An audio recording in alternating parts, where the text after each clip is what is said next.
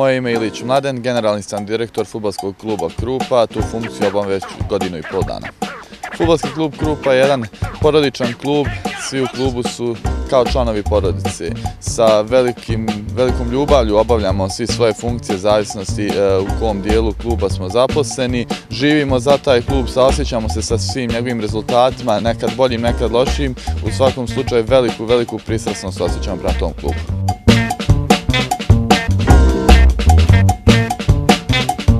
Ja sam određen vremenski period, sam nakon završetka karijere u Borcu, odnosno omladinske škole, prešao u Krupu, tu sam bio neke 3 godine, bio golman, u nekim momentima bio i na pozajmicama u prvoj ligi Republike Srpske, nakon toga se vratio, po okončanju te fudbalske karijere i igračke sam preuzeo funkciju generalnog direktora kluba.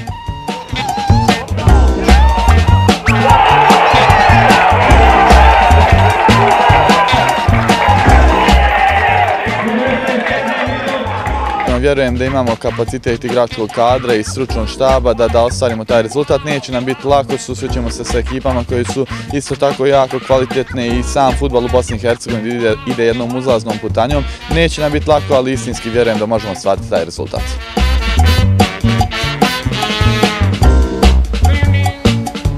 Krupa na Vrbasu je kao samo mjesto jedna lijepa turistička atrakcija. Imate mnogo stvari koje možete vidjeti. Ja bih tu svakako izdvojio manastir Svetog Ilije u Krupu na Vrbasu koje je jedno obilježje Krupe po čemu je Krupa najpoznatija. Svakako tu, pored naših slapova gdje mnogo turista godišnje prođe, ima još mnogo lijepih stvari za vidjeti. Greben grad koji je jedna fina uspomena iz nekih davnih vremena. Naravno naš stadion koji je vrlo reprezentativan za bosansko-hercegovačke uslove, tako da svakako kogod odluči da dođe u Krupu na Vrbasu neće se pokajati i imat će šta da vidi.